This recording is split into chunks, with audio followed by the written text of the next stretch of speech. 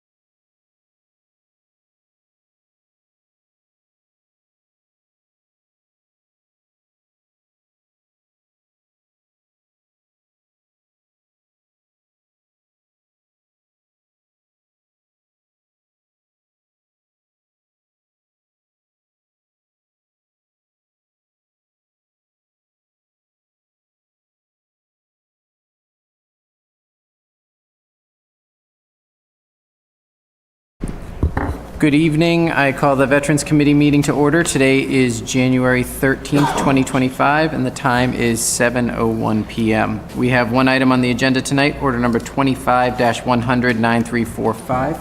I'd like to invite Commissioner Scott and Director Hennessy up to the well while I quickly read through the order itself.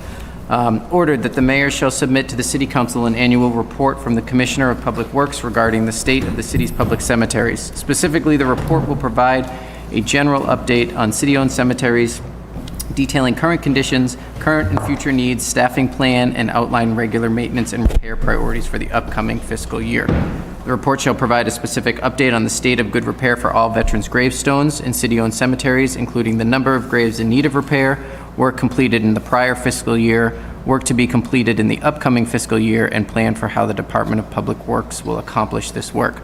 The report will provide critical financial information related to all of this work, including but not limited to a review of cemetery finances, amount of money spent in the previous fiscal year, projected expenditures for work to be completed in the upcoming fiscal year, balance of the Perpetual Care Trust Fund, and plans to use funds generated by the interest in the Perpetual Care Trust Fund in the upcoming fiscal year.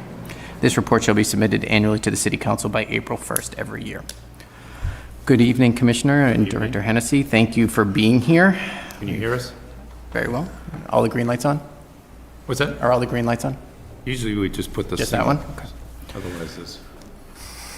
All right, so I think the order is pretty clear, and it lays out the goal that we're hoping to achieve here, but I did think it would be helpful to go over some of the basic information under both of your purviews, specifically as it relates to the Forestry, Parks, and Cemeteries Division at the DPW, as well as some of the basic roles and responsibilities the division, your Veteran Services Office, et cetera, hold here.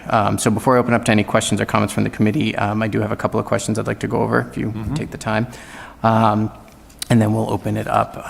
You know, a lot of this will be a conversation for the general public. A lot of us here have had a lot of interactions about cemetery requests and general constituent concerns regarding this issue. So, Mr. Navin, could you speak closer to the mic, please? Sure. Thank you. Yep. Commissioner, can you walk us through the Forestry, Parks, and Cemeteries Division at DPW, general overview, where they're located, how many employees, kind of how the money is spent out of the line item, and kind of what the scope of responsibility is for the cemeteries section in particular? So the DPW is broken down. We have the division is Forestry, Parks, and Cemeteries. They're all lumped together, and that is managed by a general foreman. Cemetery is a subdivision of that. So there's 19 personnel in the Forestry, Parks, and Cemeteries. 3 are assigned to the cemeteries. Currently, there are 4 vacancies. One of those is a cemetery vacancy. The long-standing foreman, who is in charge of the cemetery, left last August, August of '23. We have a new foreman there who's doing a great job. He used to work in the cemetery, so he's doing a great job. The general foreman left about a year ago, so did the foreman in forestry. So the general foreman, forestry foreman, and 2 equipment operators, one of which is cemetery, are still vacant positions there. There is no, it's located, the cemetery subdivision is located down at Evergreen Cemetery once you come in on the left in that metal building. There is no cemetery budget. If you look at the DPW budget, it's all lumped into Forestry, Parks, and Cemeteries. There is no separate accounting on the fly like that. The budget is roughly $2 million. For the entire division? Correct, for the entire Forestry, Parks, and Cemeteries division. And then what is the scope of the responsibility of the cemeteries section? So how it works is because they're part of that division, they're responsible for opening and closing graves, selling graves. They're responsible for laying out new sections of the grave. They're responsible for the snow and ice operations, especially Maplewood, which is, if there's snow and you see the gravestones, you think that's the roadway, and it's not. So you need people that are familiar with the cemetery. They do the general maintenance, the mowing, the trimming, anything with branches, pretty much anything involved with the cemeteries. But, and how we work as a DPW now and how we work in that division is, even though there are only 2 people in cemeteries, the general foreman's responsible for filling that position. If there is a grave opening and they need help, he will transfer someone from Parks temporarily for that day's assignment if he's a good operator, or because digging in the cemetery is its own technique. You're digging in between graves, you gotta be careful, and so we are cross-training people for that too, because if you have 3 people, one being the foreman, and people are out on vacation or sick, you need other people to be able to handle, a funeral or a grave opening or a grave closing. So just because there's currently 2 in there, they almost always have 3 in there, and based upon the daily assignment, the general foreman will move another person into that. So it allows us more flexibility in training. We still want to fill the position, but especially for cemeteries, we want to make sure how we fill that position. That's a very sensitive one, a place that we want to make sure we have the right people for that. Yeah. Did that? Yeah, no, that's great, and it's good to know that even though there's a vacancy in the department, you're able to kind of utilize other people in the division to be able to get the work And done. just so you know, if a division is low, we slide people over from other divisions. That's how we respond to what was needed. So Memorial Day, that's always historically, when you get to Memorial Day, you get everybody from Parks goes over, that's always happened. And then at the end, they have like a little pizza party to thank all the workers that helped them out in the cemetery. So that's like an annual thing. Okay. And when we're talking about city-owned cemeteries, because I know this is a part that a lot of people get confused about, when we're talking about Marlboro city-managed cemeteries, we're talking about Evergreen, we're talking about Maplewood, we're talking about Rock Lawn. And I know there are several kind of historic ones Yeah. on the outskirts of the city. yeah, and then the smaller ones. But those Not are the 3 IC main. or the old St. Mary, not the religious ones. Yep, those are not managed by the city of Correct. Marlboro. Okay, great. Aside from the expansion of Evergreen, are there any other large capital projects needed at any of these cemeteries? So I would say, and we could get to it later, I think we're looking at probably like at Maplewood, maybe a restoration thing for some of the graves, maybe. We need to look into that, but nothing besides the expansion. The expansion is critical. That had to happen 3 years ago, really starting the process. Now we're right on it now. Okay. And the council was great giving us that 350 so that we have section K, which is the active section, so we can try to excavate that and make sure we can get the most out of that and start to explore up on the hill next to Wilson, and that will be the expansion up there. Okay. And the intent is to come down in our capital for that expansion. That's a good transition into plot sales. Can you just quickly walk us through the sale of graves? I think we all are used to kind of what we get to do with some of the revenue every December. Sure, But so there's a few sections that are open at Evergreen. That's the only one with open sellable lots. The other ones, in fact, there's some old ones. There's, especially Maple, we still open and close graves there. People are still buried there, but you can't buy a lot there. It's only at Evergreen. And the sale is, when someone walks in, they decide whether they want a single grave, a double grave, or 4 grave. There's only 1 row left of 4 graves right now. They don't sell that often.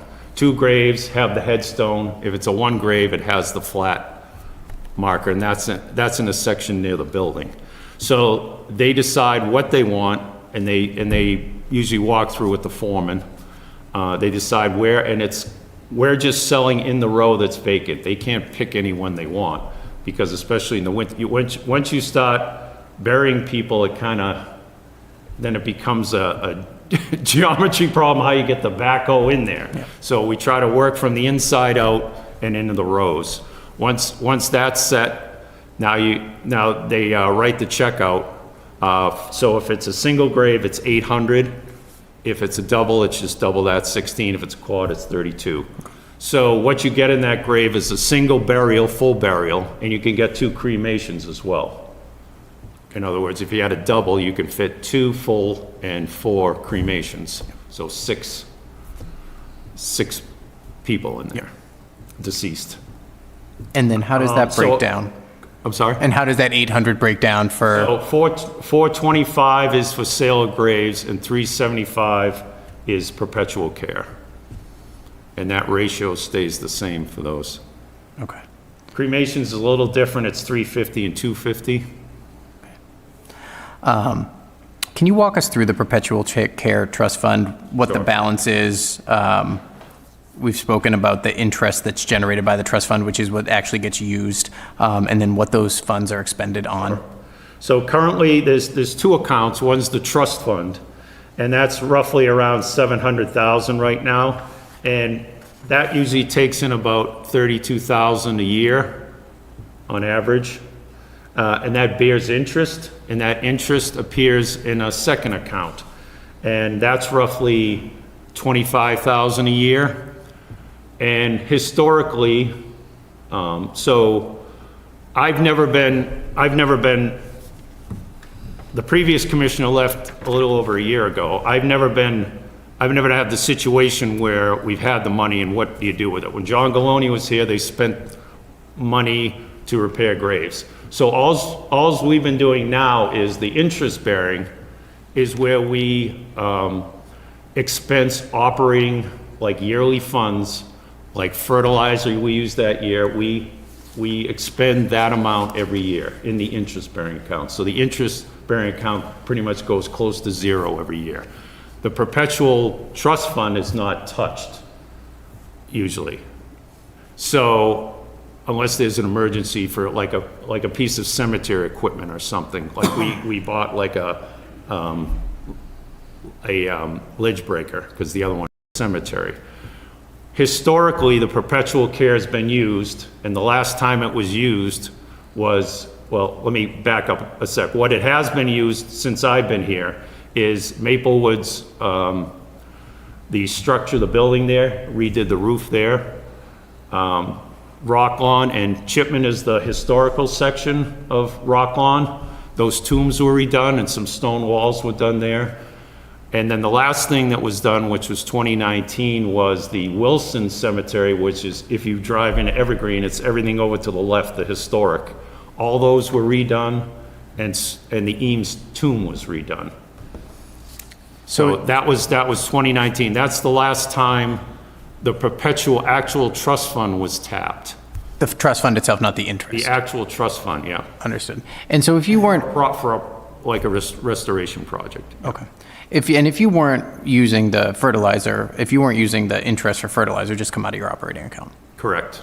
Everything else from the cemetery comes out of the Forestry Parks and Cemeteries operating fund, yep. Okay. I'm going to move over to damaged stones. So if someone has a damaged gravestone on their plot at a city-owned cemetery, whose responsibility is that to repair? So if it's their stone, it's their responsibility. Okay. However, if that damage was caused by maintenance, either by a city contractor, snowplow, lawnmower, weed whacker. Yep, if it's something we did, we fix it. If it's a gray area, we fix it. Okay. So- Such as a tree falling on a stone and causing damage, that would be depending on. I think case by case, if we looked and saw that, oh, that tree might have had some rot in it or something, then, okay, maybe that's on us, so. Okay. And is that responsibility the same when it comes to a veteran's gravestone that's in a city-owned cemetery? So the veterans markers are paid for by the federal government, and Yep. that goes through the veterans agent. Yep. But as far as responsibility, it's not the city's responsibility if there's they a provide the veterans. No, I understand. Yeah, I just mean like as far as like normal operating procedures at the cemetery, Parks and Forestry Division. If it's a veteran in a grave that is not historic, Right. it's that whoever owns that Got it, okay. is responsibility. So I guess Not necessarily as a veteran, it's historic. Historic If it's- is the If it's delineation. 1900, there's nobody around to fix it, so then we have to decide, do we leave it like this or try to fix it? Okay. Thank you. Director Hennessy, can you tell us a little bit about, the VA has a program that can help fix, replace damaged stones, is that correct? Is it the VA? Yes, I have. Walk us through that a little bit. I have the form right here. Okay. If anybody wants to look at it. It's for the initial request, and it's also for a replacement if the headstone is damaged. You know, the government, if it's broken, the government will fix it. They will ship it out wherever it goes. Usually I'll have it either come to my office, or I'll have it go to the DPW, and the DPW here in the city will install it. And the stone that comes back, right, is it a direct one-for-one replacement? Yes, it's a 240-pound marble headstone. Okay, so, but that looks, I'm assuming, like, kind of like the stones that you would think of when you think of Arlington Cemetery, right? The Yes, standard yes, issue. It's the white Yeah. etched, you know, you can put if you want an emblem of belief on it or anything like that, you can put that on the stone. Okay. Obviously, you are well aware, right, we have several very, very old gravestones at the older cemeteries like Spring Hill, right? One of them, right? And you have, veterans that are buried there from the Revolutionary War, from the Civil War. If you were to put in a request, You would get the. you would get the standard stone, you wouldn't get the You historic. would not get the historic stone, no. Okay. And so at that point, it's, I think, worth exploring, trying to find ways to repair. There are ways to repair these stones, there although are- it is challenging and I'm sure not cheap. There are ways, it was brought to the, I can't think of the cemetery company here in Marlboro, that Matt Sargent from the Historical Society. Yeah, and they won't touch them. No, so what we did for Wilson was Colonial Stone. Okay. Now it escapes me where they're from, but, can't think of it. Colonial Stone does the restoration work. They did all the stones that we've done so far. They did all the Wilson, they did the Eames grave as well, which was quite extensive. Yeah, and a very nice job. So if you have Monty might be able to do some of the 1900 that were granted or Yeah. that aren't veterans markers. There happens to be a veteran in there, but the ones that are markers or things that are in disrepair, they can do that. I believe they did it, but we did one at Spring Hill that was a tablet, and we got that repaired Okay. or replaced, I believe. That was before me, but. Are there any, do you know, Mike, are there any state or federal programs that will help pay for the repair of historic? I either through, like- am aware of one federal program. Okay. It is very, very strict, and they are very, very stringent with giving it. I have, after getting notification for this meeting, I did reach out to several other veterans agents that I personally know. None of them have had luck getting it. What my recommendation is and what they recommended is going through the Historical Society and going for historical grants or funding, that those are a little bit easier to get than the federal VA one. Okay, so it sounds like, right, there are two different routes you can go. If there is a veteran who perhaps passed away in what is a relatively modern time, the VA will help pay for a replacement stone, so if there are stones that are damaged. And if not, we could either explore, if it's a historic stone, either using perpetual care for that purpose, or perhaps going through our historic commission or Mass Historic or somewhere else to get them. So Yes. we do have some avenues if we start to document where those stones are. Yes. Okay, that's great. After the replacement stones are ordered from the VA, where do they go and how are they installed? They go wherever I request them to go. Okay. So I've had, not full stones as of yet, I haven't gotten any yet that we've ordered. I'll either have them come to the senior center, or I'll have them go over to the cemetery division over at Evergreen. Okay. You just be clear, the new ones, there's a difference between the old one, the new ones are the bronze markers. So those are the actual grave markers. Yep. But you can request a new headstone as well. You can get, it's quite large. I've seen them, and they're not easy to move. And so if that headstone came in, the DPW would install it, that's correct? Okay. All right, so just in regards to, and I'm almost done, I promise everybody else who's sitting here listening. Is there an official list of damaged stones that we have in the city? You're I holding up brought a the piece of- major ones. Okay, that I worked with Matt Sargent with from the Historical Society. What we're planning on doing is come spring, I'm sure many of you were on the council when myself and Matt Sargent mapped Evergreen. We are going to do a complete audit of every cemetery, and we are going to maintain it. We are going to keep everything in-house. Okay. I assume when you say in-house, you mean it will be shared between both departments? It'll be a multi, with the Okay. historical, with Yep. my office, with the DPW. We will be doing a complete audit of all the veterans' headstones and the grave markers, because the grave markers, I'm sure you've seen, they do tend to sink, they tend to go down. So we are going to just do a complete audit ourselves. The VA did come out over the summer. They told me that they did their audit. I have no information beyond that they came out and did an audit. So when I talked with the Veterans Council, we figured it's best that we move forward and just do everything within Marlboro. Okay. So from a DPW standpoint, it's not just the veteran stones, all these historic, so we'll take that list, add it to our list, Be a section of that. confirm, if we're missing something, but it's not just the veterans, all the historic need to be looked at, so. Perfect, that's great. How does somebody, if they're in a cemetery, report a damaged plot or gravestone? What's the best way to do that? We prefer calling the DPW because we've set up the DPW to be a call center. You have dispatch. If dispatch is busy on the phone, you have the head clerk takes it. They're all trained in how to answer the questions. Then if that's it, the financial, we have 3 people. We find the best way to drill down on the problem and help prod and get the information out of people is just talking to them on the phone and walk them through it. Because a lot of times they don't know what, they need guidance in what they're seeing or and you need to drill down. Instead of going back and forth, it gets frustrating. So we prefer just calling. It sounds old school.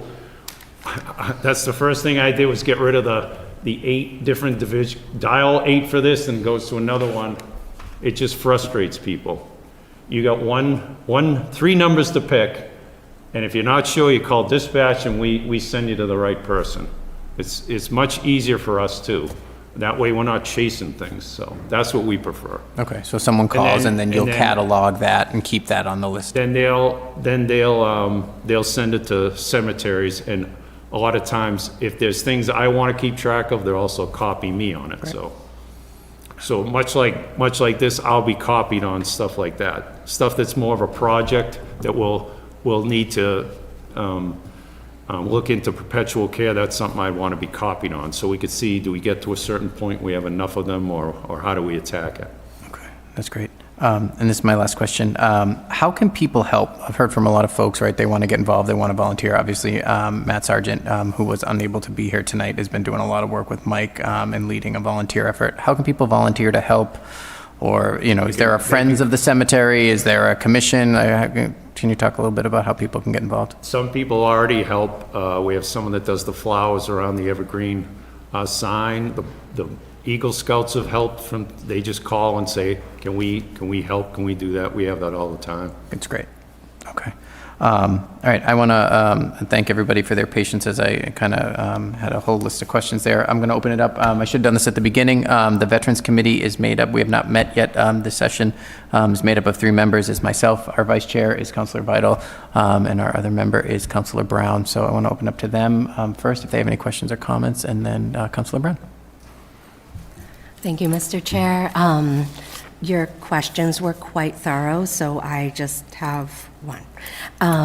As far as the maintenance of graves, whether they're veteran or any, one of the issues that I've heard come up at the Veterans Council meetings is the sunken graves. What? The ones that are starting to kind of sink in, the ones that are laying flat.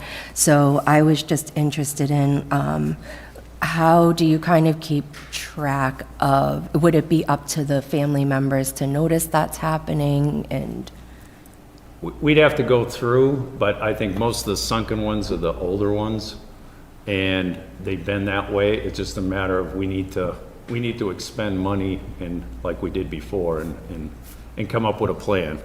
And whether some of it's volunteers, some of it's money, we'll figure it out. Some of them might be nice and easy to do, but you got to just be careful with some of the stones. So Sure, thank you.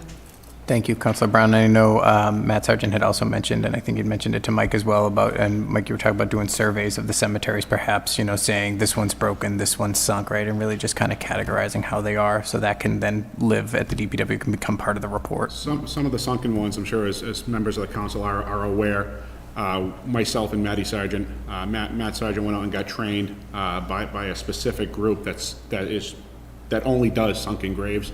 So we did start a project over the summertime of actually digging these graves out, picking them up, re-putting a foundation in, and resetting the sunken stones.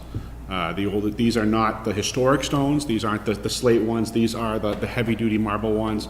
You know, if they are damaged at all, we stop what we're doing, we photograph what we're doing, and we send it off to the VA with this form, so the VA knows exactly what it is. We have everything plotted out. So when they get the request for the form, they are getting a complete, there's no reason to deny this, just send us the stone. But we have been resetting them. I think the oldest one we saw was 1893, but there was no footing in it. Some of the stones in some of the other cemeteries, for whatever reason, back in the 1800s, they thought it was a good idea to put concrete footing in them. So when we take these stones out, it's one solid. Instead of a 240-pound stone, it's like a 300, 400-pound stone that we're dealing with. We are able to reset that. We put a whole new footing in, but that is a project that's ongoing. That project is not going to stop. We are going to continue doing that project. The ITAM actually gave us a tripod, so we can lift the stone up instead of myself and Matty Sargent basically pulling it out of the ground. We can use the tripod to pick it up, put the footing back in, and get it presentable. Okay, thank you. Councilor Vital? Thank you, Mr. Chair, and thank you for putting this together. This is awesome. If you notice, it's broken up into kind of like two main sections, though. There's one that deals just with cemeteries, the first paragraph, and then the second paragraph deals with more veteran issues. My first question is, and I just found this out a week ago, when I was looking through different committees and commissions, that there was at one time a cemetery commission. Are you familiar with that, and why did it become default? I don't know why, but all I know is it's on me now, so. It's up to the DPW commissioner decides what's to do with the perpetual care. The cemetery commission is, no longer. Did they at one time do that? do you Yes, know? if you look at the code, it says all the duties of that commission will now be borne by the DPW commissioner. Oh, I see. Very good. And then the second part, more so into the second paragraph, when we start talking about veterans, and you mentioned it, Mr. Chair, do we also include, I think it's important that the council keeps track of the progress or lack thereof of the VA, and how many stones have been sent to the VA, and how long have they been with the VA, and what is the status of those stones. Again, only on an annual basis, but I think it's important that we kind of find out whether that program's working or not. The stones, right now, I think we have about 15 stones into the VA. I have no idea what the turnaround time is for those stones. The bronze placard, at one point in time, it was over a year to get the bronze, just a placard at the foot of the privately paid headstone. So depending on if it goes to DPW, I'll send it in. I don't know what happens with that. If you want us to create a database, I can try and figure out a database that I can share with the DPW to say, okay, hey, this stone was out, we received this. As of now, there is nothing like that unless it comes to physically comes to my office. I don't see it. No, right. I think it might be wise just to track it in some manner, right? Maybe it's just a spreadsheet that shows. And then my other thing is, have we ever considered other funding sources? Like beyond, for care of the cemeteries, whether they're local foundations or national? I'm sure there are many out there. As far as maintaining the veteran stones, Yes. I think that goes back to the grant issue, possibly. I do know that through the Data Benefit Veterans, and I do know that some other private individuals have been donating to Matty Sargent, or as we basically say, it's the Marlborough Historical Society, because everything he does is through them, so that they have asked. So, like, the biggest thing that I deal with right now, or especially around Memorial Day, is the flag holders. Right. Because when you put the flag individually in the ground, it can get stepped on, the wind can blow it. So right now, every grave in Marlboro, I think now that we just got the funding from a private source, or Matt just got the funding, every grave in Marlboro, veterans grave, will have a flag holder. They have, you've In seen. the private cemeteries as well? For Matt, yes, because I can't go into the private cemeteries, well, I can, flagging, but that's really it. But I do know that Matt, as a Marlboro citizen, and then as a member of the Marlboro Historical Society, does go out, and I think he does do a few of the private cemeteries. I don't know which ones he specifically does.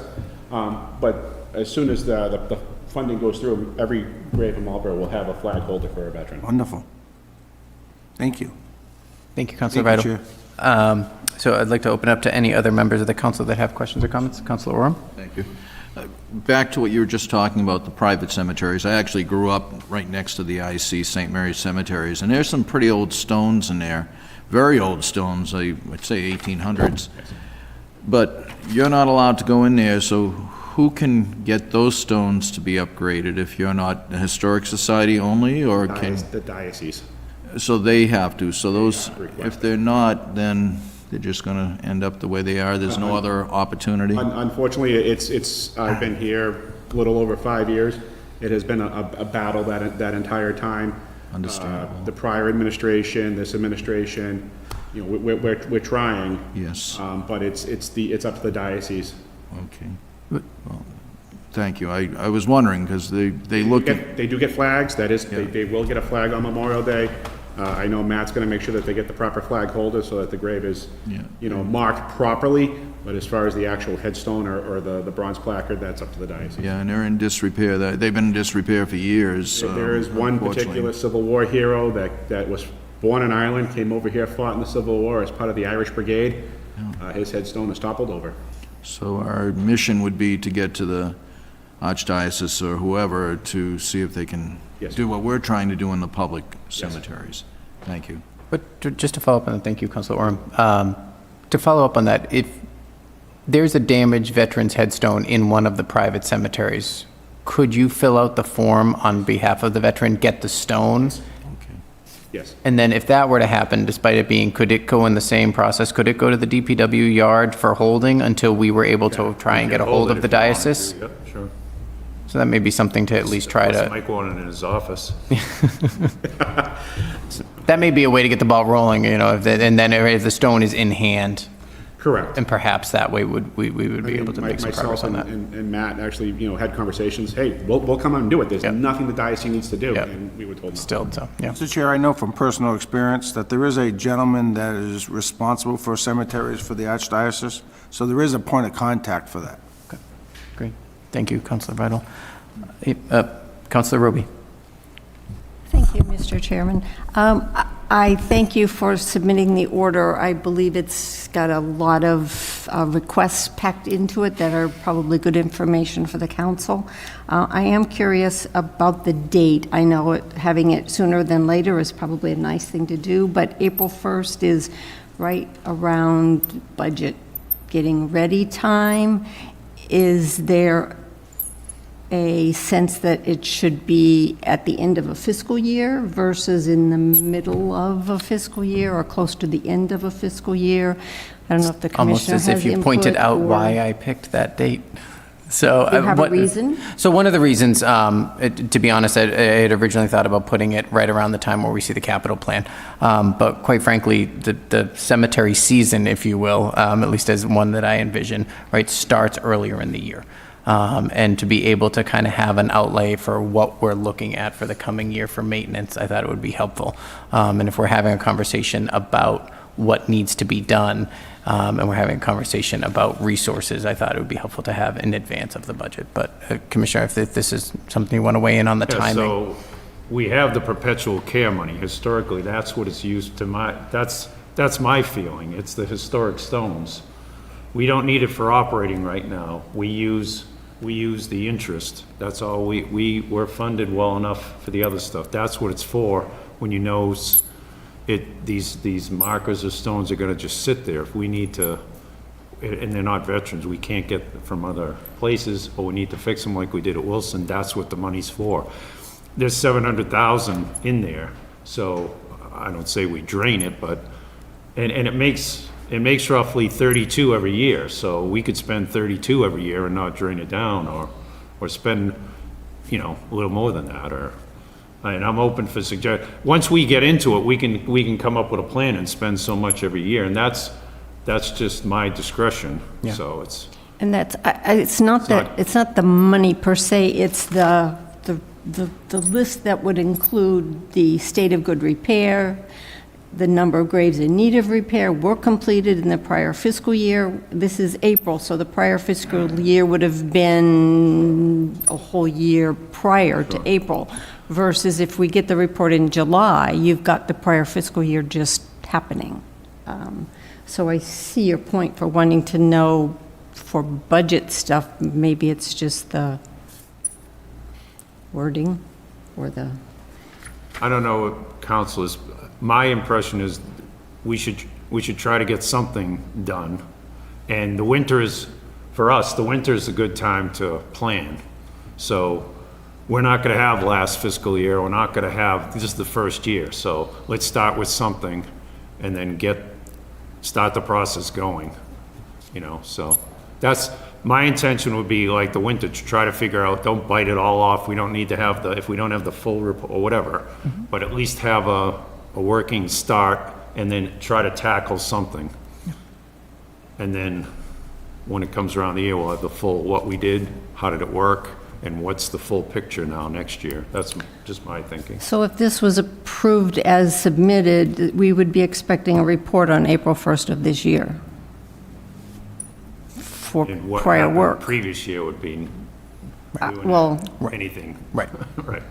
but you must have done, you didn't do any work completed in the prior fiscal year on any of the veterans' gravestones? You didn't, but did the Well, yeah. veterans? They didn't do the work, the veterans and the Historical Society did the work. So how does that all tie in together? Well, if there's work, my assumption is if there is work being done, the commissioner is reporting on it. It doesn't necessarily mean the commissioner or the department had to do the work, right? And so working together, they'd be able to recognize that the work being done in the cemeteries, whether it's by a volunteer, by the veterans agent. We've done maybe 10, 12 stones over the summer. in the Okay, fall. but it's also the plan for how the Department of Public Works is going to accomplish work, so. Right, because when these stones are damaged and they do come in from the VA, the department is fixing them. The department is helping to keep the list because they are the reporting. That's who people will report to. Sunken graves, Plus, they will I also would be. assume we're reporting on other stones as well. Correct, that's right. historic, that we're using perpetual care for Correct. what we're doing. Right. Yeah. So if it's a stone, it's a stone. They may be a veteran that may get additional Yep. resources from the Veteran Service Agent, but it's a stone in a cemetery. It's under the purview of the department. Okay, it's just that seems like a lot of work to have to put together by April 1st of this year for, I imagine, right, and as the commissioner said, right, there may be some work to do as, you know, in following years after the first report's seen that we see, but also I imagine there, a certain amount of it after it's built out will just be amending the prior year's report, because the list will grow. Hopefully it will shrink, but it will also grow, right? It'll And so grow you'll be able first, to, and it'll right. shrink, right. And you'll be able to show what was accomplished. And I don't want to call it a copy and paste exercise, but I do imagine quite a bit of it will be repetitive in the coming years. We'll just be updating it with numbers.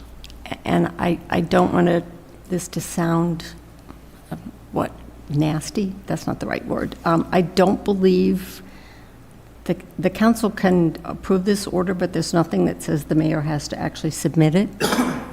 Am I wrong on that?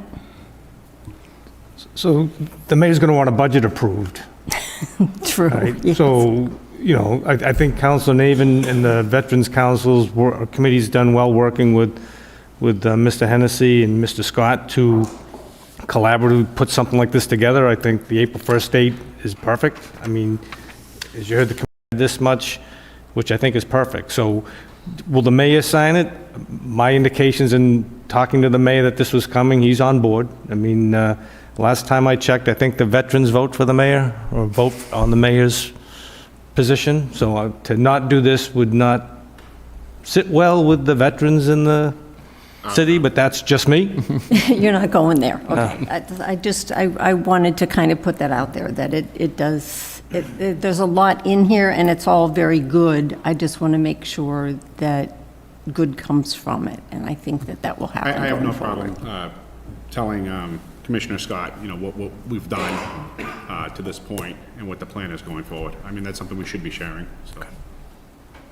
Thank you, Councilor Rui. President Ossing. Thank you, Mr. Chair. So, Mr. Commissioner, if I heard correct, about $700,000 in the perpetual care account or trust fund. We put in about $32,000 a year. The interest from that account's about $25,000, and that's what we spend on operating. So my concern with any of that is, I love Ted Scott, but Ted Scott leaves, and we saw that with John Galoni. Where are the rules that say how to spend perpetual? What are the rules? Yeah, right, so. It says that the commissioner, Right, so. the rules are you can't, from my understanding, is you can't spend it on capital. It's more operating type. So again, understanding is a good thing, but Councilor Preciado's going to have an understanding, Councilor Naver's going to have an understanding, as are all 11 councils going to have an understanding. I think part of this should be to have how to spend, what are the guidelines, and it doesn't have to be for April 1st, but it should be something written down that the auditor agrees to, that you agree to, that the council is aware of, that the Veterans Council can see, that says, this is how we're going to, or the guidelines that we're going to spend this money. Because that's a lot of money. Could we be doing something else? If you ask me 14 years ago, when did Delano and Pope go after this? That was when it was a big deal back then, 14 years ago. And then we all forget, councils change and no one remembers, right? So having that put down in writing somewhere for guidelines as to how to spend that money, I think is extremely important. And again, that's not a today thing, but I think as the year goes through, I would recommend, with the auditor's assistance, how we're going to spend that money, because you'll have one way to spend it, I'll have a way to spend it, and if it's not written down, my understanding can get really good. So, thank you, Mr. Chairman. Thank you, Mr. President. Councilor Brown, did you have a hand raised? Thank you, Mr. Chair. I'm sure there could potentially be other questions, but if not, I was just going to move to recommend approval of the order along with the recommendation that President Ossing included for written guidelines of how to spend the money with the auditor's assistance. Okay. A motion has been made and is seconded for approval. Is there any further discussion? Councilor Vital. Yes, I'd like to include again that some language in there that talks about the status of the VA stones.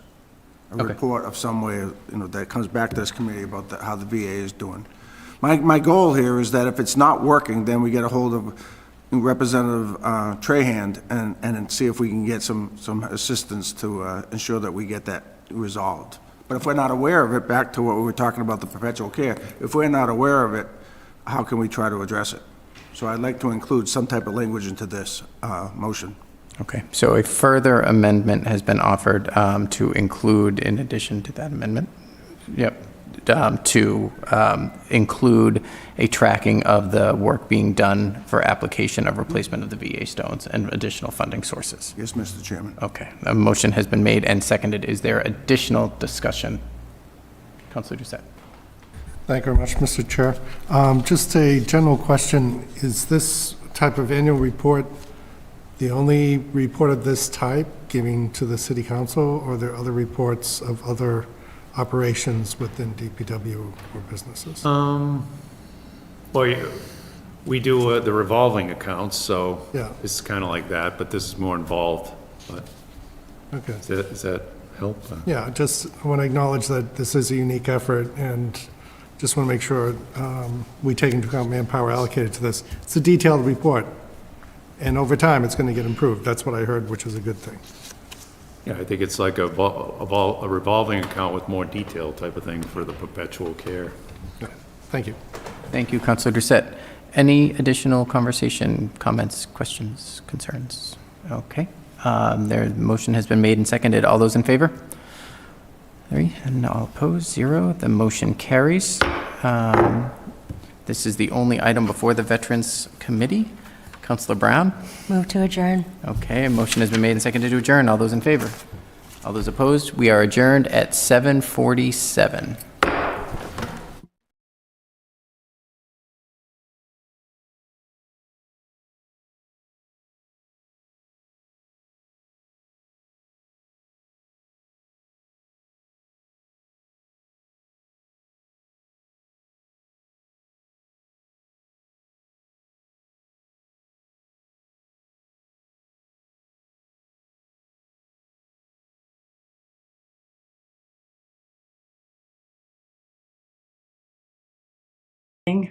Ideas in my blog hub project. I hope that you have enjoyed them.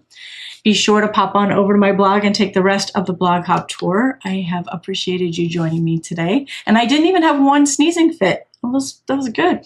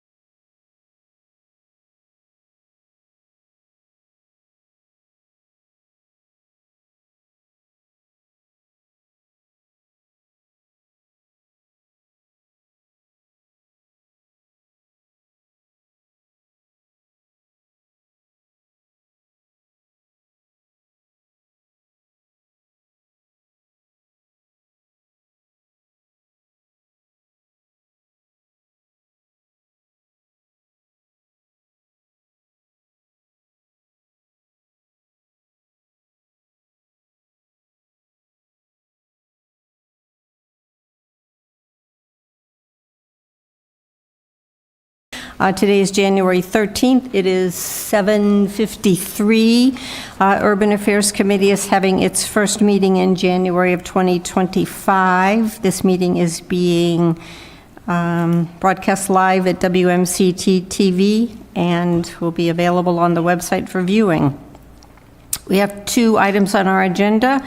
I'm going to take them in the order on the agenda with number 1, Order 24-109-306, an application for amended special permit from Attorney Brian Falk on behalf of Garden Remedies to allow for the relocation of the adult-use retail and medical marijuana establishment from the current location at 416 Boston Post Road East to 423 Lakeside Avenue.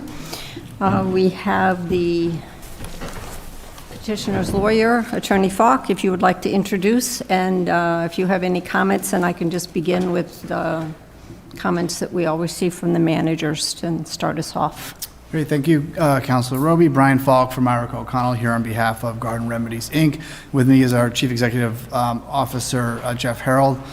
So following the public hearing from 2018 in terms of the conditions of approval and the various required findings in the zoning ordinance that are specific to cannabis operations. Summary, we received comments from, or really a lack of comments from city departments, which for the most part didn't have a whole lot to add in terms of concerns or about impact. So happy to address questions and go over the draft decision, and appreciate your time. All right, so I'm just going to briefly go over the comments that were received by the managers.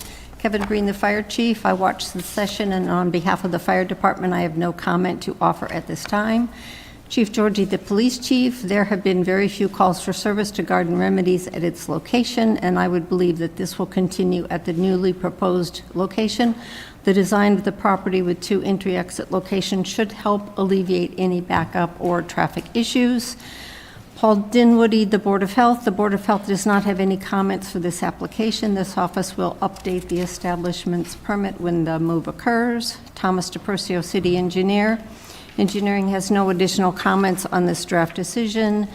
Tintway, Building Commissioner, I have no comment. And Priscilla Ryder, Conservation Sustainability Officer, also has, I have no comment at this time either, since all work is inside the building.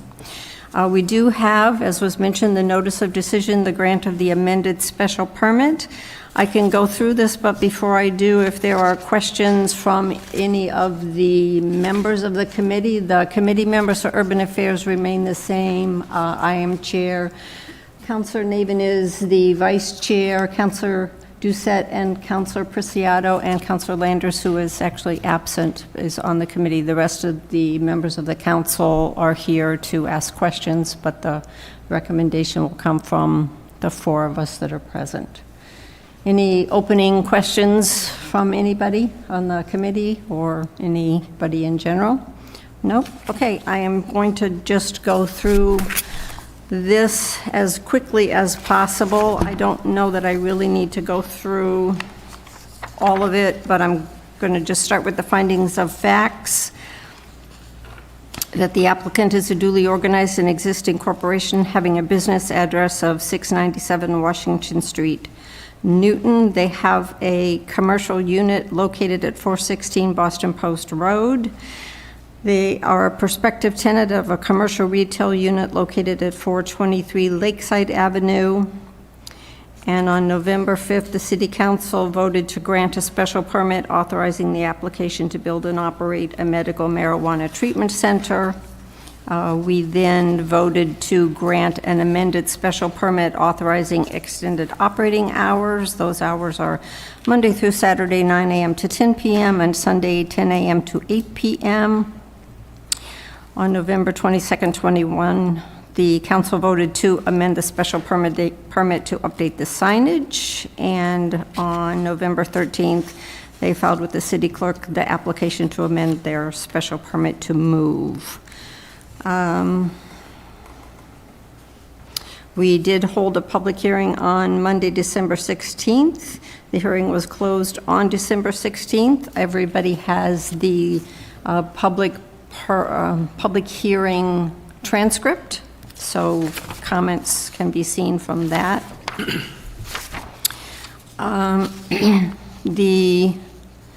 Based on the above, the city council makes the following findings and takes the following actions. So basically, all of this, the city council finds the proposed use at the new sites an appropriate use and in harmony with the general purpose and intent of the zoning ordinance of the city of Marlborough, when subject to the appropriate terms and conditions as provided in this decision. In the original special permit, the first amended special permit, and the second amended special permit, the city council makes these findings subject to the completion and adherence by the applicant to the conditions set forth in the decision. On C, the city council finds the new site is located in the portion of the business district along Massachusetts State Highway 20 for the Northborough Town Line to Interstate Highway Route 495 with frontage on Route 20. And the new site is not located within 500 feet of a school or a daycare center in accordance with Section 65032F of the zoning ordinance. I will note that that last comment, I did check with the city solicitor, who agrees with the assessment of Attorney Falk that based on the language from the CCC, which used to just say 500 feet, and you drew a circle and you couldn't be within that, there is now language that talks about a clear path to the site. So it does meet the new language. In D, in accordance with Section 65032, the City Council hereby determines that any adverse effects of the use will not outweigh its beneficial impacts. And it goes through that whole list of things that the City Council looked at when we first approved the special permit: social, economic, and community needs, traffic flow, adequacy for utilities, neighborhood character, impacts on the natural environment, potential fiscal impacts, the hours of operation, requiring that contact information be provided to the chief of police, and to the extent permitted by law, requiring payment of a community impact fee, requiring the submission to the special permit granting authority of the same annual reports that are provided to the CCC. And requiring regular inspections by city officials, requiring employees to undergo a criminal background check, requiring surveillance cameras, prohibiting the sale of any materials or items unrelated to the purposes of the registration by the CCC, and the ability for the business to do a whole list of things that are important to the security of the site. Signs and signage, the name of the business. And then we come to the subject to the following conditions, which is the meat of all of this. Construction in accordance with applicable laws. Construction at the new site is to be in accordance with all applicable building codes and zoning regulations in effect in the city of Marlborough and the Commonwealth. Number 2, compliance with applicable laws. The applicant agrees to comply with all municipal, state, and federal rules, regulations, and ordinances as they may apply to the construction, maintenance, and operation of the use at the new site. Number 3, site plan review. The use at the new site is further subject to site plan review in accordance with the City of Marlborough Site Plan Review Ordinance prior to the issuance of the building permit, as required by Section 65032E.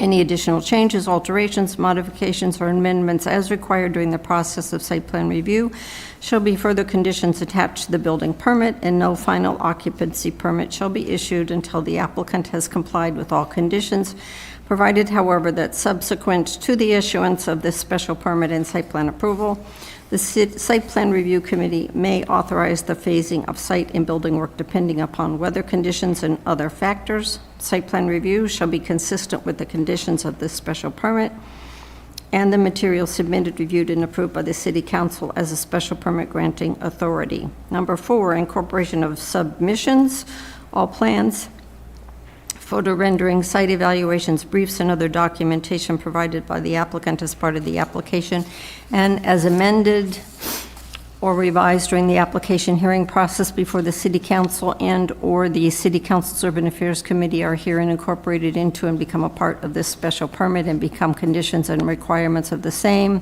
unless otherwise altered by the City Council.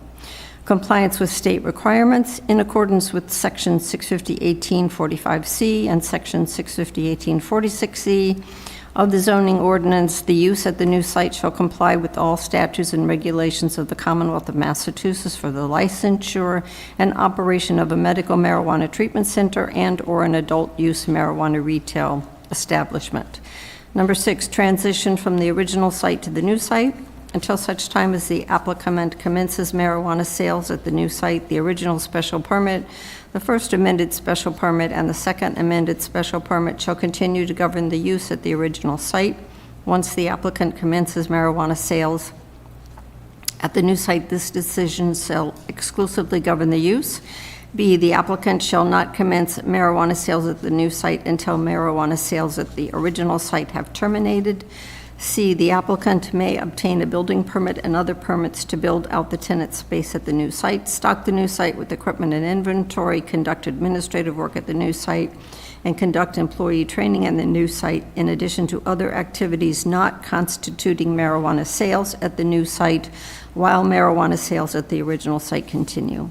D, consistent with the city sign ordinance, the applicant may install signage at the new site while marijuana sales at the original site continue, including temporary signage alerting customers to the relocation of the use.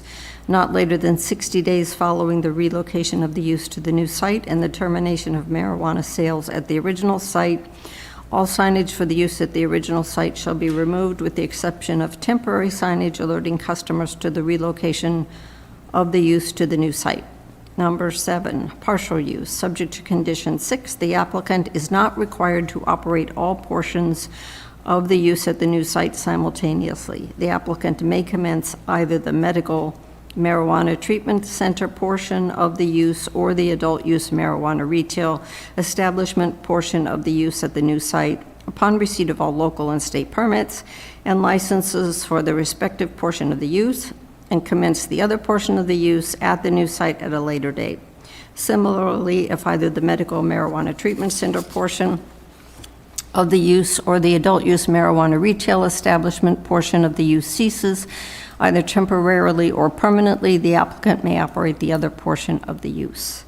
Number 8, security. At the new site, the applicant shall maintain a secure entrance lobby waiting area, providing a physical separation between the exterior door of the unit and interior units of the unit, where marijuana and marijuana-infused products are dispensed and sold, with security personnel available during operating hours to screen individuals arriving at the unit, to ensure that interior areas of the unit are only accessible to qualified patients, caregivers, or persons over the age of 21, and to ensure that no individuals pose a direct threat to the health or safety of others. B, the applicant shall maintain a secure pickup drop-off area for patients, customers, and products at the new site. C, the use at the new site shall have opaque exterior windows. D, the applicant shall maintain adequate staffing so that patients and customers may make purchases in an efficient manner to avoid queuing and impacts on neighboring uses at the new site.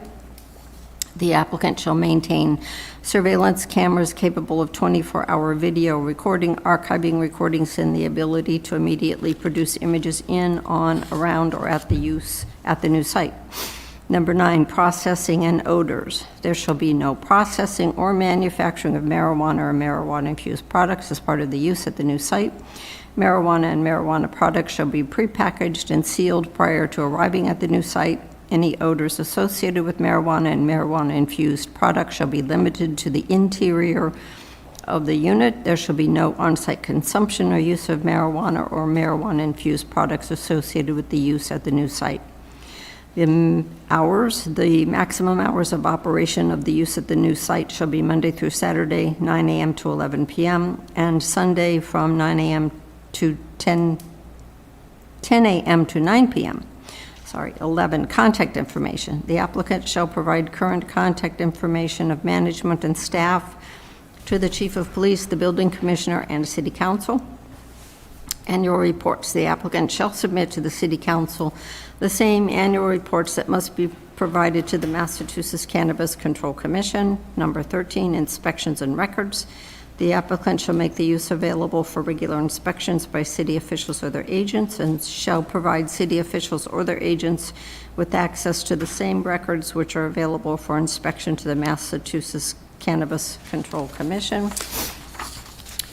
14, background checks. The applicant shall require that employees undergo a criminal background check, including but not limited to Corey, and an additional background check by the chief of police, who shall have the authority to disapprove the employment of any persons as a result of said background check. Number 15, unrelated materials. The applicant shall not make available for sale as part of the use at the new site any materials or items unrelated to the sale of marijuana, including, without limitation, tobacco products, clove cigarettes, or e-cigarettes. Number 16, police detail. The applicant shall employ a City of Marlborough police detail at the new site in the event that the chief of police determines in a letter filed with the city council that a police detail is necessary at certain times during the operation of the use. In the event a City of Marlborough police detail is not available when required, the applicant shall obtain a private detail. And number 17 is the recording of the decision, which is our typical language. So I have read all that. I would just like to make a couple of comments related to some of the comments that were made at the public hearing. First of all, I would just remind people when we did the zoning for this, that we specifically zoned the locations for marijuana to be in the business and the LI districts located along Massachusetts State Highway Route 20, from the Northborough Town Line to 495, and within those portions of the B, Wayside, and LI districts located along Massachusetts State Highway 20 from the Sudbury Town Line to Phelps Street. So we're pretty limited where locations can be put in the City of Marlborough for marijuana. Also, because Marlborough did vote yes to have marijuana within the city, we're still subject to the regulations that the number of special permits issued shall not exceed the number that's 20% of the number of liquor licenses for off-premise alcohol consumption. So the license board has permitted 19 licenses. If you do the math, that's 3.8, so we have 4 licenses. That's all we can have within the City of Marlborough. All 4 of them have been given out. One of them, we're waiting for final building of the site. I believe that this one and one other site have both medical and adult use and medical, and the other 2 are only adult use locations. So I don't know if anybody has comments, questions. Councilor Doucette. Thank you very much, Madam Chair. I brought this up with Councilor Falk earlier, but all the references for addresses should be Boston Post Road East for clarification. There's a few that are missing. Overall, I think the package is very solid, having the signage included and all the changes. So I don't see any issues that would deter approving it tonight. Madam Chair, if I may, I appreciate Councilor Doucette finding the missing E. So I went through it, and it's just in finding of fact number 2. There's 2 references to Boston Post Road. They should just both be Boston Post Road East. Okay, thank you. We can make a note of that and let the solicitor know. I will question, when I read through this, and I could be wrong, but I looked up the special permit that's mentioned in number 5, December 7th, 2020. I have the hours as Monday through Saturday, 9 a.m. to 10 p.m. I note that on page 9, it's 9 a.m. to 11 p.m. So I guess we need to double check what we actually permitted when we changed the hours back in 2020. Councilor Austin? Madam Chair, so I believe when we changed the ordinance, we left it that the special permit would dictate the hours of the various establishments. Right, and that's what I'm questioning, whether I looked at it wrong. I've got Saturday 9 a.m. to 10 p.m. They're saying that the hours will be 11 p.m. Well, again, Oh, Madam because Chair, that's what they're having in here. That's what they're asking for. All right, all right, then I will point out that this is a hour increase. So just so everybody's clear, if this is approved, it's not only changing the location, it's increasing the hours. Yep. Thank you for making that even more clear. Madam Chair, can you remind us what the other hours that we've approved are? I know there's been a lot of discussion about keeping them standard, and I know we've gone round and round on this Did one. not write them down, so I don't know off the top of my head. Okay. If you give me a moment, Madam Chair, I'll pull them up. Any other questions, comments from councilors? Well, Councilor I do, Ossing? so I have comments for the applicant, and I will get to Councilor Naven's question. Mr. President, you go right ahead. I can look it up on my own. So on page 4, item 13, Attorney Falk? Yep. The number of letters submitted is blank. So I don't know if you want to talk to Mr. Kerrigan, or, I mean, I think there was one, I know there was a couple emails, but I don't know, but just so that you have something to fill in there. Yep, so through the chair, we submitted, right at the start of the public hearing, right before the public hearing, a number of letters. I don't have my own copies of those. We submitted the hard copies that we had. So I will check with the city clerk's office to get that figure, because he has them, and we'll figure that out and get the decision updated. Okay. And the second one is both attachments A, which are the plans, and B, which is the signs. They're stated in there, but there's no dates or drawing. I mean, so just because we go through a lot, I found it in prior site plans, it is very helpful if we put the date of the plans that are going to be attachment A, and the date for the plans for the signs in there. It's very helpful so that we know actually what we're approving, because sometimes we've gone through several iterations. And the last one, I just want to draw the attention to the applicant. You guys probably know this already, but on page 9, condition number 9, the last sentence, there shall be no on-site consumption or use of marijuana. So those of you following the CCC right now, the CCC's got 3 locations potentially that are going to be approved for local consumption of marijuana in various establishments, one of which is my understanding, you can correct me, John, if I'm wrong, is facilities that sell marijuana products, if it gets approved. But I get the if part, and I'm with you on the if part. But I just want to make sure, and I'm okay the way it's written, I just want to make sure the applicant's aware that you're agreeing to no on-site consumption at the facility. Now, you can always come back and change a special permit, but to me, that's a big point, because we heard from folks at the other, further down the road from this one, that there seems to be a pervasive odor of marijuana. And I'm not saying good or bad or indicting anyone, but they are pretty adamant that stuff may not be happening legally, but this is, council just need to be aware that that is in there. And I would just make sure, Madam Chair, that depending what to do, that this is put in proper format before it comes back to the council for a vote. Yes, it does need to go to the solicitor. I will just point out, I know that I double-checked with the solicitor, too, because of the potential that the CCC is looking at on-site consumption, because Marlboro's code says that there is no on-site consumption. There will be no on-site consumption unless we change the code. So even if a marijuana establishment or a restaurant or a lounge wanted to be able to consume marijuana within the city of Marlboro, they would not be able to, because the code says they can't. So, Councilor Brown. Oh, sorry, did you have an answer? Well, I was going to answer Councilor Naven's question unless he's got it. So, again, this is based on my July 2024 data. Garden Remedies permit is for Monday through Saturday, 9 to 10, and Sunday, 10 to 8. That's the same for Green Gold.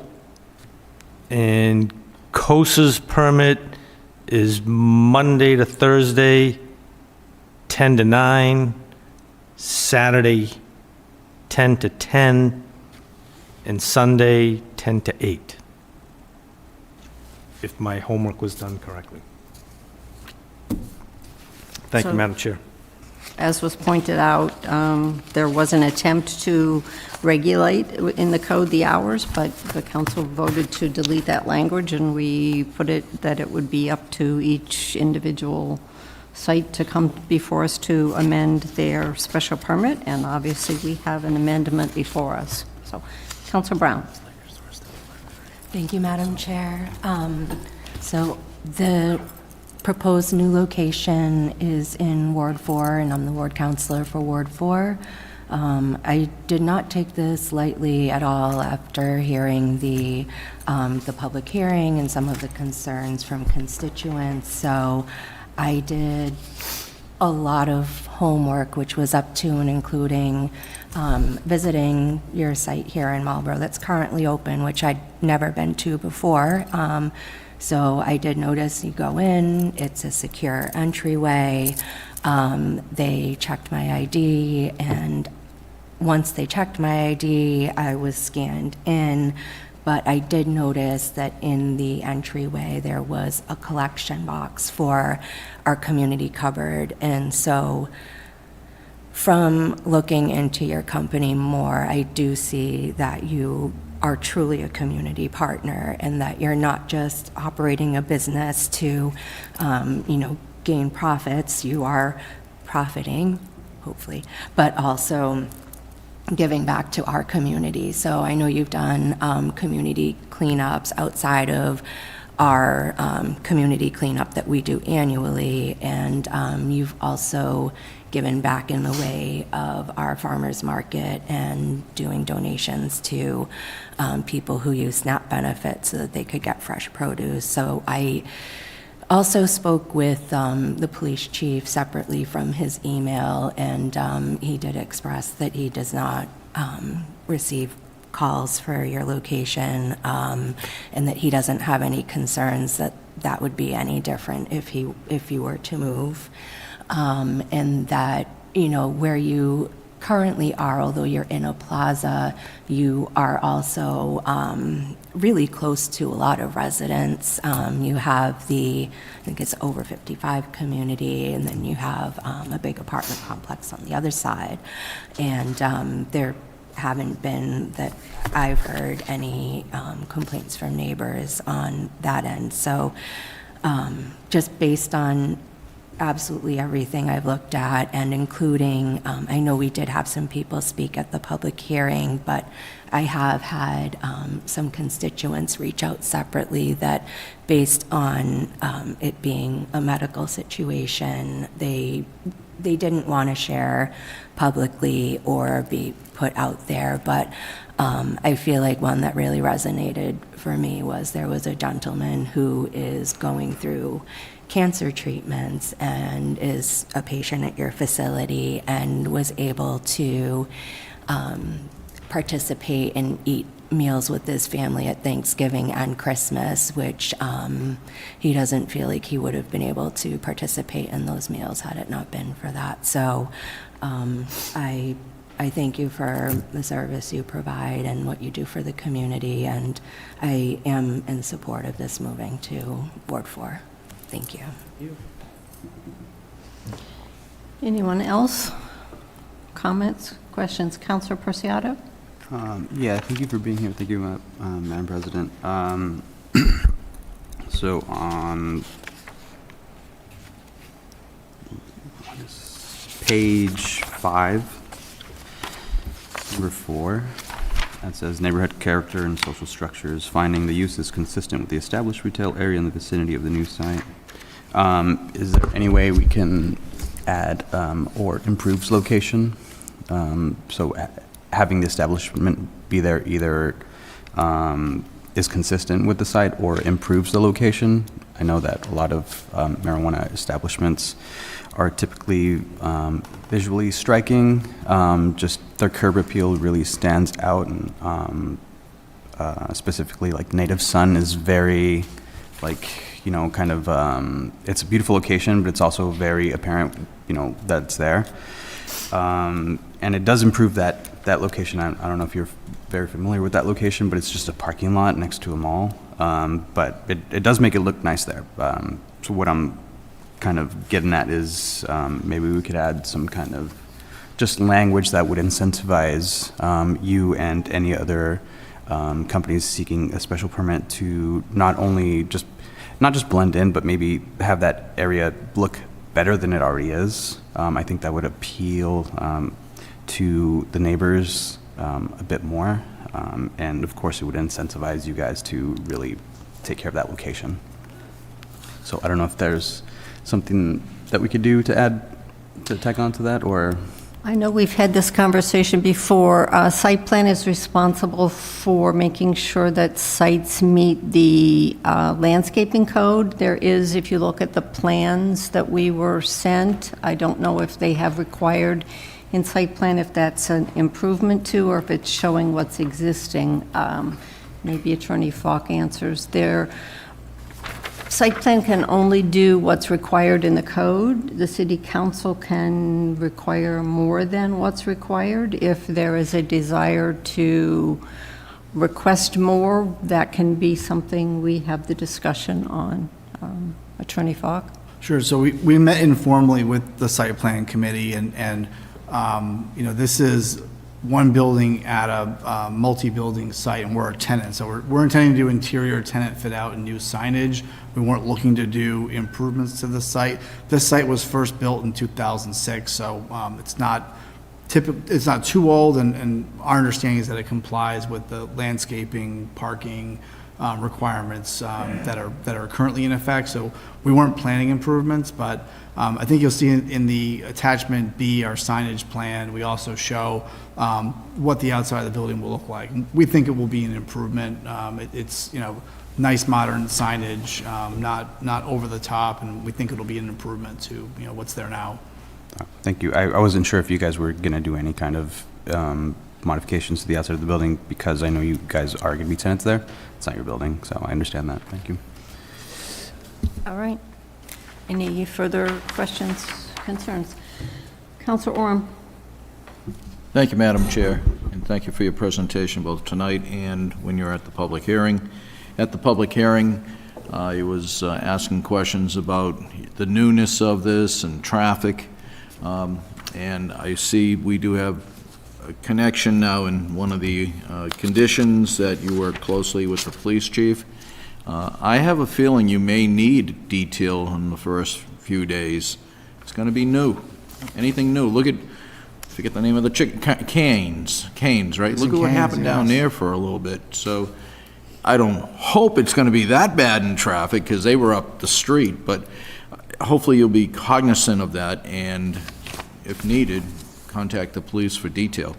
But that was my only concern, is especially the newness, the first few weeks, there could be some traffic issues. I think once you're there, people sort out the days they're going to come to avoid the traffic, but that was my major concern. And as it relates to the hours, and I've had this discussion with certain councilors, I'm not too upset if we follow what we do for our liquor stores. Why are we treating them any different from a liquor store? So I have no problem with the hours you're presenting, because I believe liquor stores are open from 9 to 11, maybe even 8. So I am in favor of 9 to 11. I'd say conform to what the liquor stores are conforming to, and we will make a decision at the end, but I have no problem with those hours. Thank you. Any further comments? Is there a motion from, I'm sorry, Councilor Navin. No, that's okay. Madam Chair, I raised my hand after you turned the other way. Mine will be really quick. I think I am probably in the minority here. I am not supportive of you guys moving, and I feel a little odd saying that, since it's your business and you're out trying to do the best for your business. And I certainly appreciate that, and I don't want to discount the many people that spoke in favor of your application and verified the kind of corporate citizen and partner you are in the community. I certainly appreciate that. I wasn't on the council when we originally did this, but I do appreciate the fact that 2 licenses were given on the east and 2 licenses were given on the west. I like that they're split up a little bit. I do have concerns with having 3 facilities within 1.5 miles of each other, and I don't necessarily buy the argument that as the industry really kind of grows into this next stage, and there are locations everywhere, that all of a sudden the business is going to increase. I think part of the reason that we're seeing some of the revenues go down is because there are more stores available, and I think that is reasonable. So I'm not necessarily buying that it's a net positive for the city from a revenue standpoint. I'm not saying that having a good corporate citizen on the other side isn't, but for me, I still have reservations about that. So I didn't want to just vote no quietly, and I wanted to tell you why I have those reservations. And that's it. Thank you, Madam Chair. Councilor Doucette. If anyone wants to have any other comments, I'm willing to do a motion to approve. But before that, just as an observation, as far as what the marijuana industry has done over the last couple of years, they've, when it started pretty recently, within the last couple of years, for the first couple of years when there was a shortage, there wasn't that many dispensaries really open. They could sell whatever they could sell, they would sell. They were selling out as fast as they could. They could make it because it was limited supply. Okay.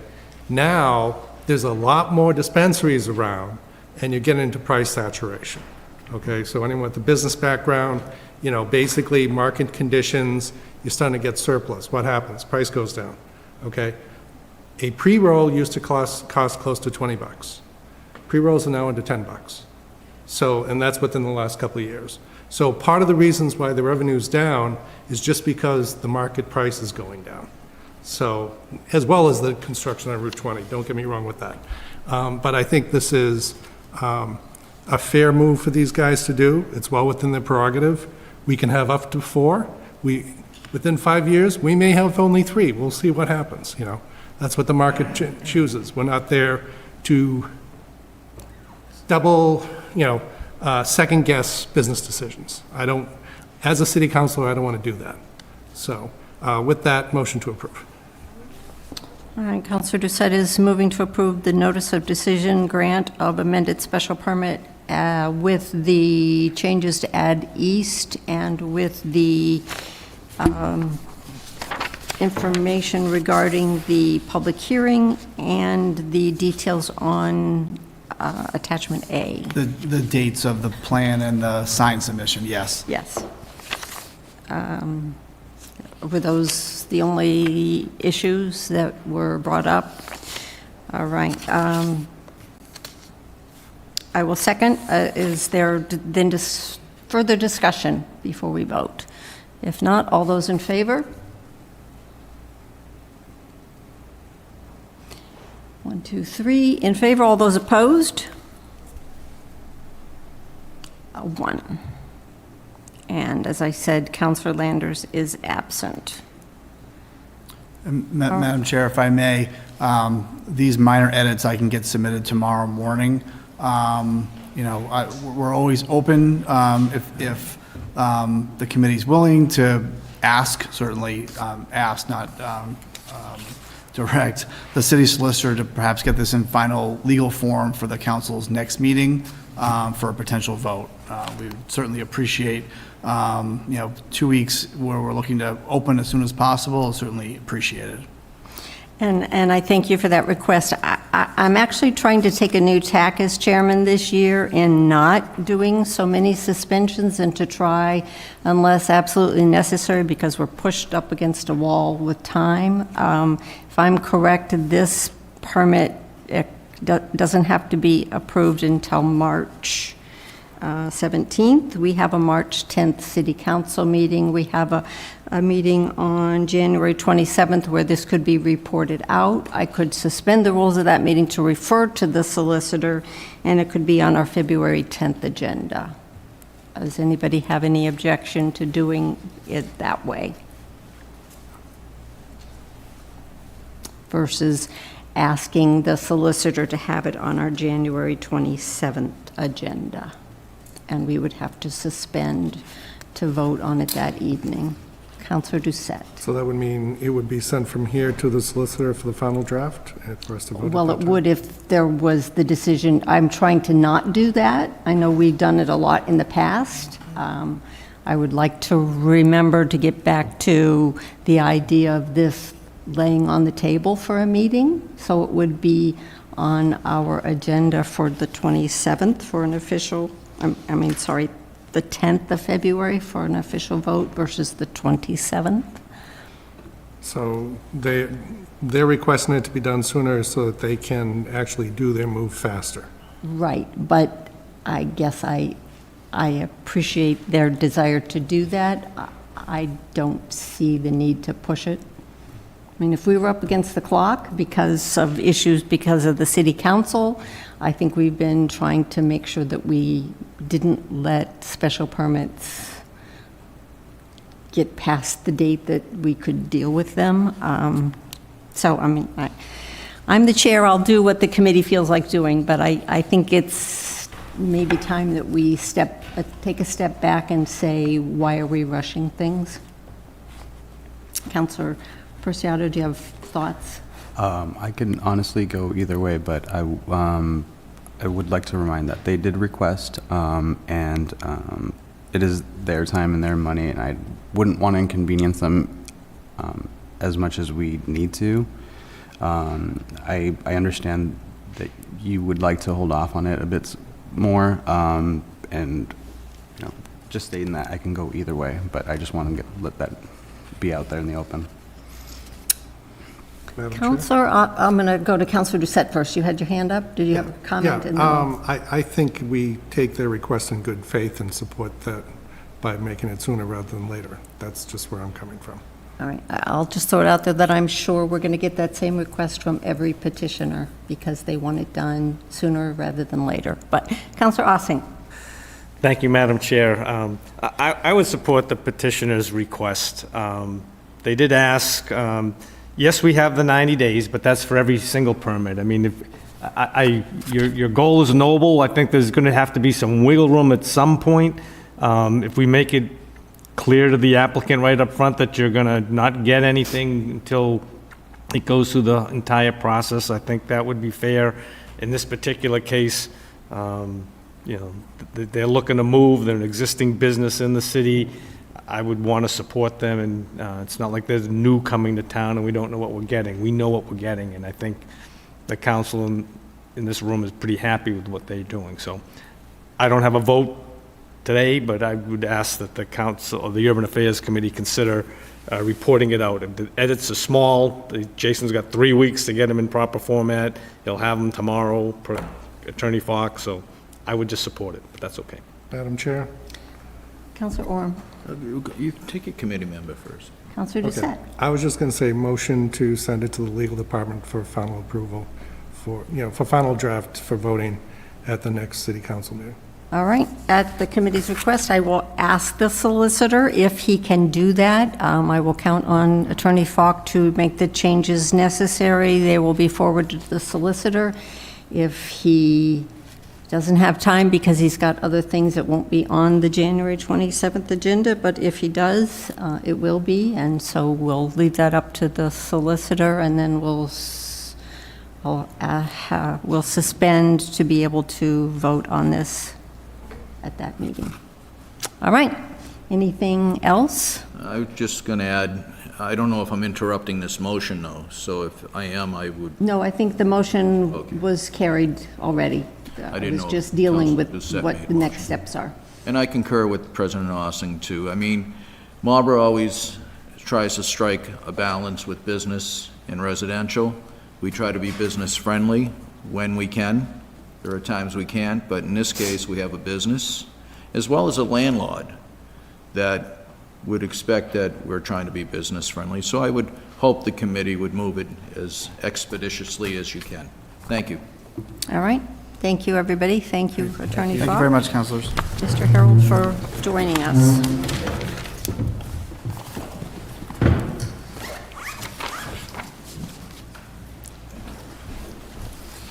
All right, the next item on the agenda is order number 24-10929, property located at 30 Maple Street to a 3-family residential property.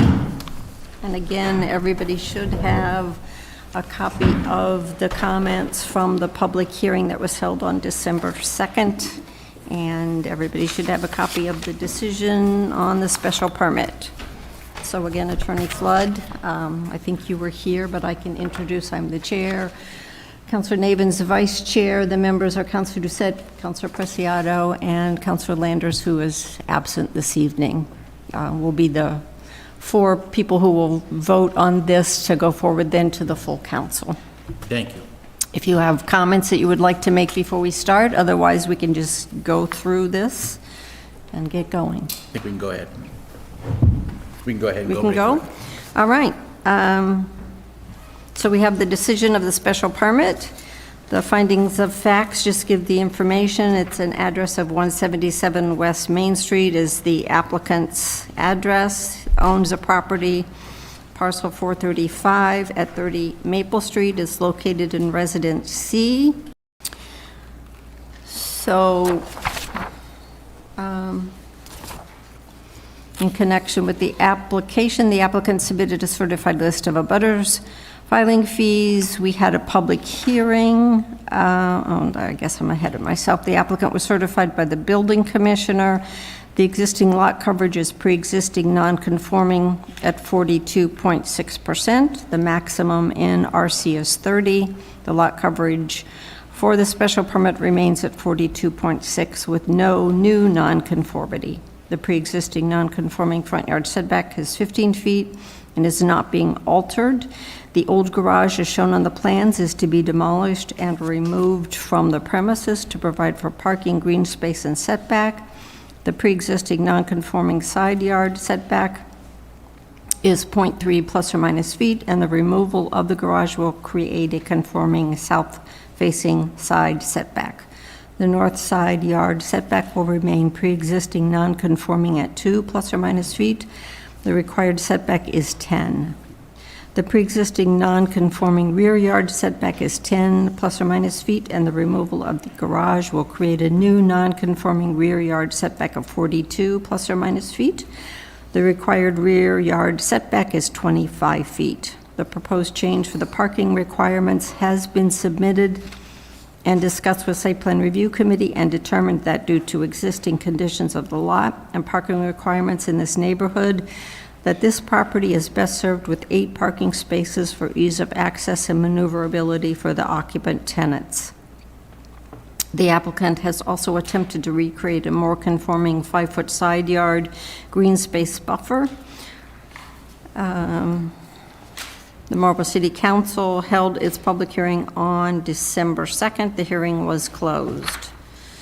And the findings of facts include construction in accordance with applicable laws. Site plan review, the issuance of the special permit is further subject to detailed site plan review by the Site Plan Review Committee in accordance with the City of Marlborough Site Plan Review Ordinance prior to the issue of the permit. Any additional alterations, changes, modifications, or amendments required during the process of site plan review shall be further conditions to the special permit. Subsequent site plan review shall be consistent with the conditions of the special permit and site plan submitted, reviewed, and approved by the City Council as a special permit granting authority. Modifications of plans, notwithstanding conditions 1 and 2 above, the City Council or the Site Plan Review Committee may make engineering changes to the plans so long as said changes do not change the use as approved herein or materially increase the impervious area of the use, reduce the green area, alter traffic flow, or increase the size, shape, or position of the buildings, all as shown on the site plan. And number 4, incorporation of submissions, all plans, photo renderings, site evaluations, briefs, and other documentation provided by the applicant as part of the application and as amended or revised during the application hearing process before the City Council and/or the City Council's Urban Affairs Committee are here and incorporated into and become a part of this special permit and become conditions and requirements of the same unless otherwise altered by the City Council. Number 5 is lighting. Exterior lighting at the site shall be downward facing and shielded to minimize impacts of neighboring properties. And number 6 is the recording of decision, our standard language. I have a couple of comments, but I can open it up to questions, comments from the committee members if anybody has any before I offer some. No? Okay. Councilor Ossing. So I was waiting for the committee. If the committee doesn't have any, I've just got a couple for the attorney. Page 3, number 18, you'll notice there isn't one. All special permits have a statement in there that says, at the public hearing, who spoke, how many people spoke in favor, how many people spoke in opposition. I would direct your attention to page 4, item 13 on the garden remedies. Special permit, you need to have a statement on that that says, who spoke in favor and against. And I won't go into those details because I didn't tabulate all the numbers, but that should be there. Madam Chair, you usually remind me to put that in there. And Councilor Ossing, I do have a note. My note just says both the neighbors who spoke were opposed. So I believe there were only 2 that spoke based on the public hearing notes. And that's fine, but it should be in this. It should be in the special permit. Right. We can add that as number 18, sir. Thank you, Attorney. Administrative on page 4, the mayor does not sign special permits. So you need to correct that. And again, you can look at the garden remedies one. It's the council president that signs the So special. I'm sorry, are you just talking about the signature at the bottom? Yep, it has adopted by the council, that's not there. Approved by the mayor, that should not be there. True test and copy, that should not be there. And if you want to go look, page 10 of the garden remedies one is how it's supposed to look. So again, that can get cleaned up with legal when it goes upstairs, but just to point that out to the applicant. Thank you. And then we mentioned plans, but similar to garden remedies, there's no date or any plans attached. I think it's important to have what, we're saying all plans submitted, but there's no attachment A that says attachment A contains plans dated, whatever the date of the plans are, that we're going to build to. Because without that, we're just approving something and not putting any specificity into what we're approving. So that should be in the special permit, like all special permits. And you are correct on the plans. I know that was one of the points that I raised at the public hearing. What we were shown on the screen did not match what we had received, so I believe the city council was forwarded amended, I will call them amended plans. Specifically, the plans we were shown did not have 8 parking spaces. It had 12, I think. So what we have now, and I have a huge copy, so I'm sure that the revised date of 9/10/24 can be added. So in number 7 on page 2, there's a reference to the plans and the date. If I give a more thorough description of that, would that be sufficient? So I do reference the plans, who they're Yes. by, and the date of the plans in number 7 at the top of page 2. Yeah, they are there. So I can add more information if you Well, see. typically, we have them in the conditions of the special permit, that they're done per attachment, so-and-so, Attorney Flood, just so that, those are the conditions that we hold you to. No one goes back to the findings of fact, unfortunately. So in addition to number 7, I'll just add that as a condition. Yep. So I can sort of almost repeat what's there Yeah, as a no condition. different than what's done in the, I keep referencing the garden remedies one. I'll have to get a copy of Just that. take a look at that. Yep. So, Help me with that. Attorney Flood, if you can just on page 3, number 3, modification of plans, just where it Sorry, I'm says, sorry, no, may make page 3, engineering number 3. changes to the plans, and just reference that they are plans, the same exact language that is in Number 7. page 3, where it talks about the plan, or page, sorry, wherever it was, that had the plans. On page 2, number 7, I will do that. Chapel Engineering, dated September 10th, 2024. Anything else from you, Councilor Ossing? I'll wait to listen to what the committee has to say on screening and snow removal. Okay, so then I will go to the plan specifically. One of the things that did get brought up at the public hearing was unclear how many apartments there were going to be, and confusion over the drawing that was on A01 that shows the floor plan. That document has Unit D with a note to be surrendered and converted to storage. It's the upper floor of the building that sits outside of the main house. Correct. So in talking to the solicitor, I questioned whether we could put in the special permit a requirement that the kitchen and bathroom on that floor be removed. He indicated that the building commissioner did not see the need to do that, but did suggest that the petitioner would come up with proposed condition to tell us how you plan to surrender the housing unit and turn it into storage. So we know that that would be a condition of the special permit, that it be a Correct. 3-unit, not a 4. As you may remember from the special permit, the hearing, in the past, a previous owner had attempted to turn this property into a 5-family, and he did so without requesting any permits. So after my client purchased the property and sought to get a permit is when he learned all this. So he's now going through the process of trying to make it into a 3-family. Someone had already done the work before he even bought it. So we understand that that is a condition. It is the intent to have as part of that condition that the second floor of the second building be surrendered. It's going to be used as storage. So I don't know if there's a way to clarify that more in the subject to the following conditions. There's nothing in there other than it does say it will be a 3-family, but I don't want this to become an illegal 4-family, and with a bathroom and a kitchen up there and available for use. I don't know how we prevent that from happening without it being very clear that that second floor of that. If we put in there the kitchen will be removed?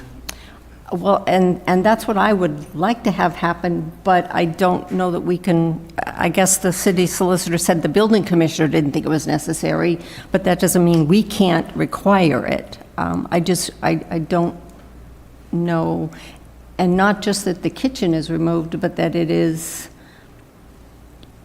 that the same language on the plans be in the actual condition, that the upper floor of that is storage only, not housing for an apartment.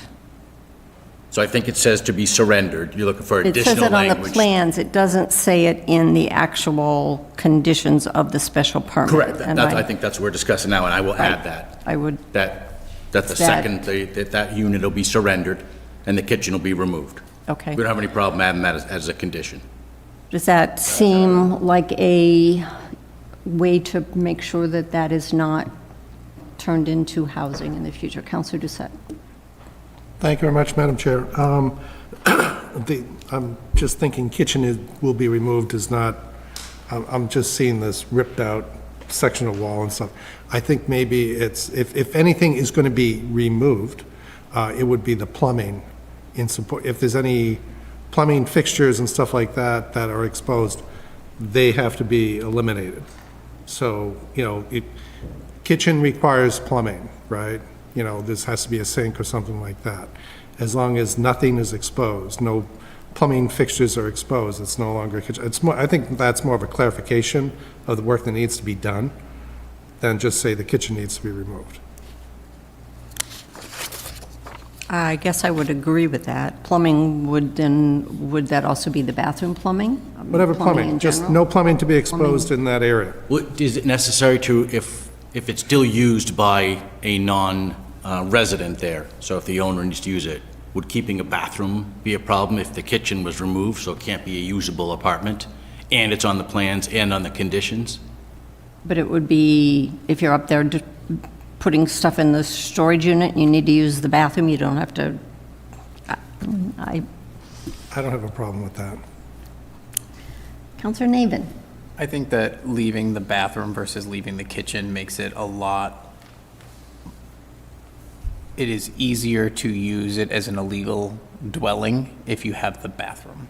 If you don't have a kitchen, you can you put a hot plate, you can use storage. It is not very difficult to live in a dwelling without a quote-unquote kitchen. However, I would argue it is a lot more challenging to live in a dwelling without a restroom facility.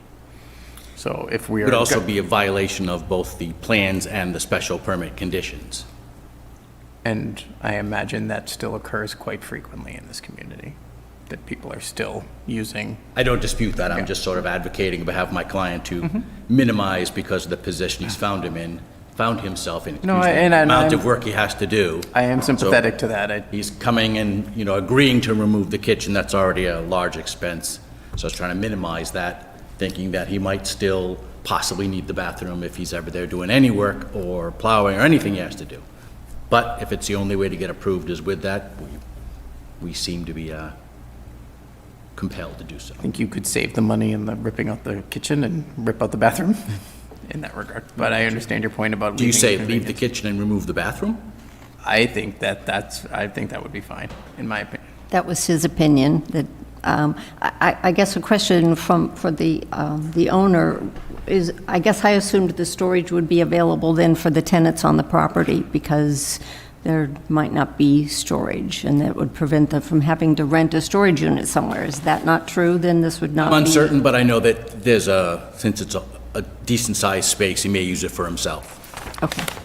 All right, did I see a hand, Councilor Orr? Madam Chair, I deal with these a lot because I work with Title V septic codes and maintaining building plans that can meet design flow for septic. And many of the opportunities that we take is to remove full bathrooms and make them a half bath, so you only have a toilet and a sink. And I agree with Councilor Navin. He is correct. If you have a full bathroom in there, not that your client's going to do it, but there's that potential for illegal use, because all you need is a hot plate, basically. So that's something you may want to consider. Another item that we consider when I'm looking at these type of plans is we look at the conditioning of storage rooms. Is there going to be any conditioning, such as heat and air conditioning? So that's another opportunity you can work with as well, especially if it's supposed